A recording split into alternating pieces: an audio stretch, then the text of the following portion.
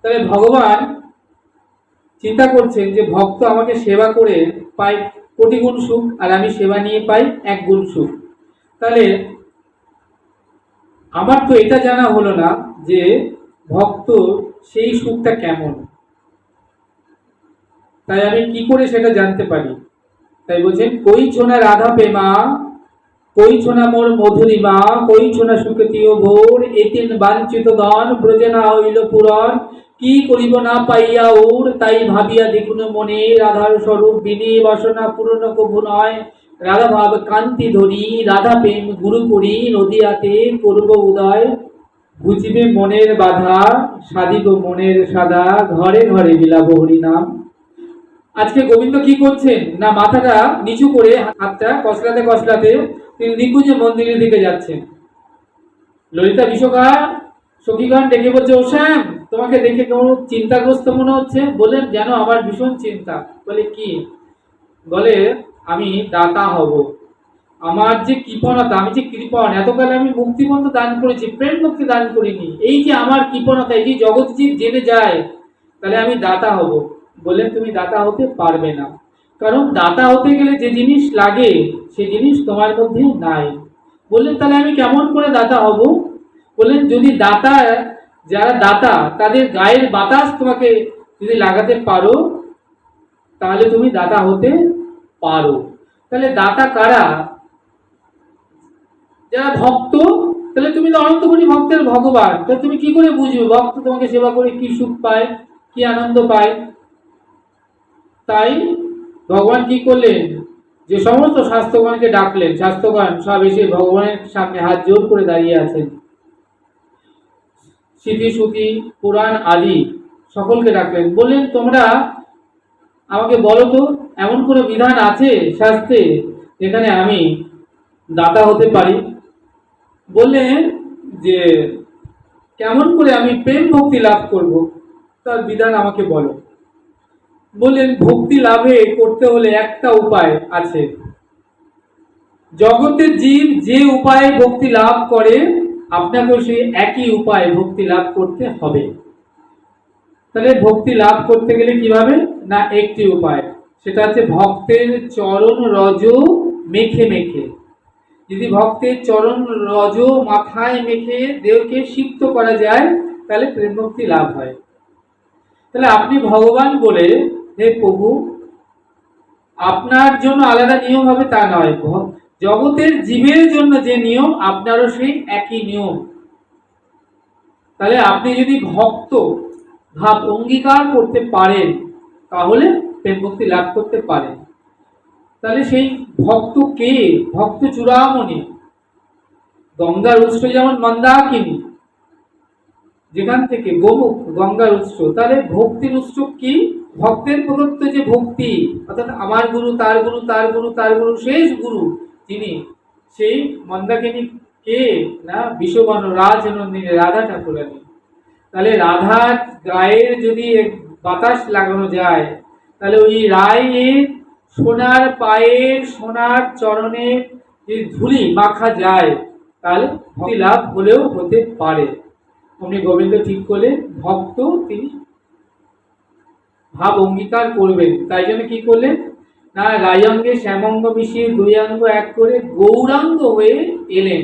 তিনি বৃন্দাবনে রাধার ভাবকান্তি চুরি করলেন, করে নিয়ে কি করলেন, যমুনায় ডুব দিলেন। বৃন্দাবনে যমুনায় ডুব দিলে তো কেউ ডুবে থাকতে পারবে না, তাকে কোথাও না কোথাও ভেসে উঠতে হবে। ভেসে উঠলেন কোথায়? না, সিধা নবদ্বীপে এসে গৌরাঙ্গ হয়ে ভেসে উঠলেন।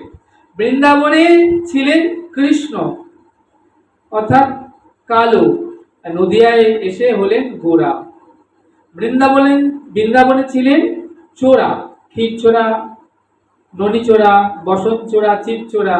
আর নদিয়া এসে কি হলেন না, পণ্ডিত হয়েছেন, সাধু হয়ে গিয়েছেন। হ্যাঁ, বৃন্দাবনে ছিলেন ত্রিভঙ্গ মুরারি, তিনখানে বাঁকা। আর নদিয়া এসে কি হলেন, সোজা হয়ে গিয়েছেন, গৌড়ার বাঁকা নেই, ত্রিভঙ্গ নেই আর। তাহলে বৃন্দাবনের কি কিছু কি আর আছে? তা বলছেন, চোর যদি সাধু হয়ে যায় তাকে ধরা খুব মুশকিল। তাই রাধার যে ওই যে ভাব, তিনি হরণ করে নিয়ে এসছেন, মহা ভান্ডারী প্রেম ধন লুট করে নিয়ে এসছেন। বলে লুট করলেন কেন? চাইলে দিত না? বলে চাইলে তোলা তোলা দিত, তাতে আমার হতো না, আমাদেরই হতো না, তাহলে আমি কলির জীবকে, আমার যে কলির জীব তাদেরকে কি দেবো? তাই কি করলেন গোবিন্দ, কি করলেন, সেই ভান্ডারির মধ্যে ঢুকে গেলেন। ঢুকলেন কি করে? রাধা ভাবকান্তি গ্রহণ করলেন। তা এখন সেই পোশাক পরে নিয়েছেন গোপিনীর বেশ, কৃষ্ণ তো কালো, তারা তার ভাবকান্তি গ্রহণ করার ফলে গোরা হয়ে গিয়েছেন। গোপীরা সব গোরা, তাই রাধা গোপী ড্রেস পরে সেই শাড়ি বসন পরে যখন রাধা রানীর ভান্ডারে গিয়ে প্রেম ভান্ডারটা লুট করে নিয়ে তিনি তো চলে এসছেন, সবাই দেখছে একজন গোপী, আচ্ছা আমাদের মতো কোনো গোপী, কেউ বুঝতেই পারলো না যে সেটা হচ্ছে বৃন্দাবনের চোরা কৃষ্ণ। তাহলে নিয়ে তিনি একদম যমুনায় ডুব দিয়ে বেরিয়ে উঠলেন সিধা নবদ্বীপে, নদিয়ায় শচীগর্ভ সিন্ধু মন্থন করে গৌরাঙ্গ হয়ে গেলেন এবং এসে কি করলেন? কলির যুগ হিতকে অকাতরে প্রেম নয় বিলিয়ে দিচ্ছেন। যে চায় তারে দেয়, যে না চায় তারেও দেয়। হ্যাঁ, তাহলে এই প্রেম ধন তিনি দিয়েছেন কাকে সাথে করে? না নিত্যানন্দকে সাথে করে। তার সাথে হলেন নিত্যানন্দ, নিতাই। তাহলে যতদিন না নিত্যানন্দ এসেছেন ততদিন কিন্তু প্রেমধন কলির জীব পায় নাই। তাহলে নিতাই হচ্ছেন প্রেমধন দেবার মালিক। তাহলে যিনি ছিলেন ব্রজের বলাই, বলাই হইল নিতাই। তাহলে কলিযুগে তিনি হলেন নিত্যানন্দ, আর রাধাকৃষ্ণ মিলিত ধন্য হলেন আমার গৌর সুন্দর। যিনি ছিলেন নারদ তিনি হলেন শিবাস পণ্ডিত, তাই না? তাহলে যারা ব্রজে ছিল তারাই তো নদে এলো, নদে তো আর অন্য কেউ আসে নাই। তাহলে তাই মহাজন বললেন ব্রজলীলা নদিয়া লীলা আলাদা আলাদা লীলা নয় রে, উপরেতে ভাসে ব্রজে লীলা, নিচেতে ডোবে নদিয়া লীলা, যে ডোবে সে নদিয়া লীলা পায় রে। তাহলে ডুবতে হবে, মনে মুক্তগুলো সাগরের উপরে ভাসে না, তলায় থাকে, তোমাকে ডুবতে হবে, ডুবলে তুমি অমূল্য ধন, সেই অমূল্য ধন হিরে মণি মাণিক্য লাভ করতে পারবে। তাই কি করলেন? না গৌর হরি তিনি জগতে এলেন, এসে কি করছেন? না অকাতরে তিনি সেই প্রেম ধন, তাই কি করলেন? তাই আজকে সেই ভক্তের ভাবকান্তি গ্রহণ করে এসেছেন তো ভক্তচ্যুত বেশ। তাই তিনি কি করছেন? অন্তরে কৃষ্ণ বাইরে রাই। তাই আজকে গৌর সুন্দর কাঁদছেন, কোথা কৃষ্ণ কোথা কৃষ্ণ, কেঁদে টুসু। তাই আজকে আজ উচ্চস্বরে কাঁদে গোরা জীবেরও লাগিয়া, চেতন করেন জীবরে কৃষ্ণ নাম দিয়া। শোনমিশ্র কলিযুগে নাই তপযজ্ঞ, যেজন আমার কৃষ্ণ ভজে তার মহাভাগ্য। এত গিরে ফিরে কৃষ্ণ ভজ গিয়া, খুঁটিনাটি পরিহারি একান্ত হইয়া। দেখো তোমরা যে কৃষ্ণকে দেখো মুরলীধারী, হাসি হাসি মুখ করে দাঁড়িয়ে থাকেন, আর ভক্ত চিরকাল তার চরণে মাথা টুকে টুকে কাঁদে, হে গোবিন্দ কবে তোমার একটু কৃপা হবে। তাহলে কেউ মাথা টুকে গোবিন্দ চরণে কাঁদছে আর গোবিন্দ হাসি হাসি মুখে দাঁড়িয়ে আছে। আচ্ছা কেউ খুব দুঃখে অন্তরে ব্যথায় কারুর চরণ ধরে কাঁদছে আর সে হাসি হাসি মুখ করে দাঁড়িয়ে আছে, এটা কি সুদৃশ্য নয় তো? তাই আজকে কি করলেন? না গোবিন্দ তিনি যখন ভক্তের ভাবকান্তি গ্রহণ করে, যিনি রায়াঙ্গে শ্যামঙ্গ মিশিয়ে দুই অঙ্গ এক করে গৌরাঙ্গ হয়ে এলেন, তাই আজকে তিনি গৌরহরি কাঁদছেন। তাহলে কেঁদে কি সুখ? ভক্ত এতকাল ধরে আমার জন্য কেঁদেছে, আমি বুঝতে পারি নাই, আমি হাসি হাসি মুখ করে দাঁড়িয়েছিলাম, তাই আজ আমি কাঁদছি। হা প্রাণনাথ হা প্রাণপেষ্ঠ বলে কাঁদছি।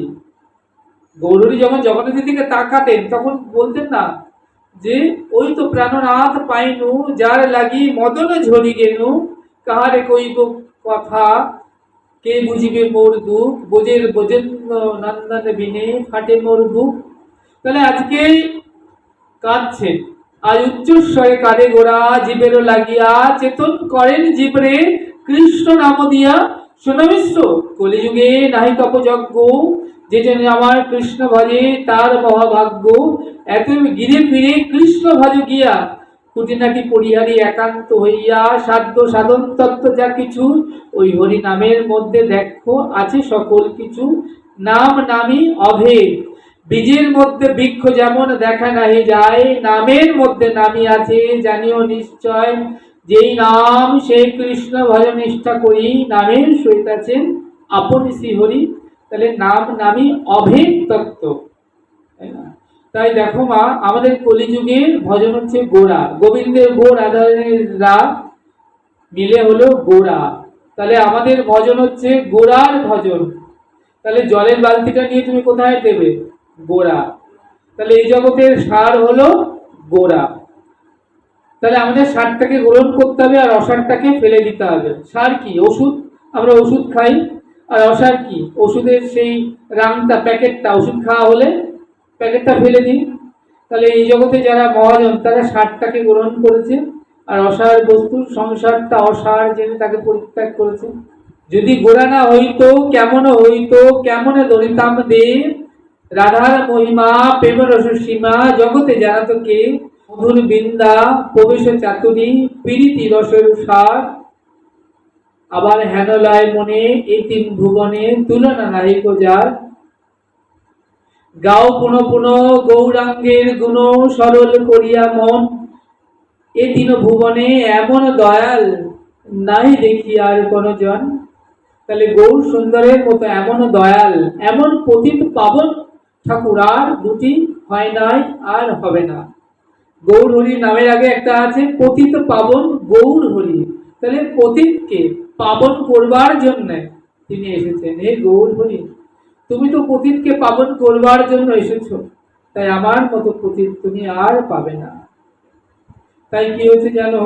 তাই নরোত্তম দাস ঠাকুর কেঁদে কেঁদে বলছেন যে গৌর নাম অমেয় ধাম, পীড়িতি গৌর গাথা, আবার জীবনে গৌর, মরণে গৌর, গৌর গলার হারা, আবার শয়নে গৌর, স্বপ্নে গৌর, গৌর নয়নের তারা, গৌর বিহনে নাবাচি পরাণে, তাই তো গৌর করেছি সার, গৌর বলে যাহুক পরাণ, কিছু নাহি চাহিয়ার, গৌর ধর্ম, গৌর কর্ম, গৌর বেদের সার, ওগো গৌর পদে প্রাণ সপেছি গো, গৌর করিবে পার, যে পদে প্রাণ সঁপে দিলে তিনি পার করেন।